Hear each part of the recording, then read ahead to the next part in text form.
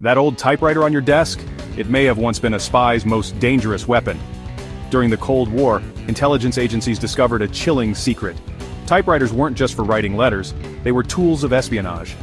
Agents would hide coded messages in ordinary memos, using the spacing between letters, irregular typos, even the sound patterns of specific keys.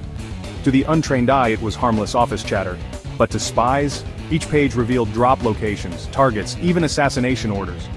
The CIA and KGB fought a silent war of keys and ink ribbons, decoding hidden texts that could topple governments. Even scarier, some machines were custom-built to leave unique fingerprints, tracking exactly who typed every word. So next time you see a typewriter, remember, it may have carried secrets powerful enough to start a war.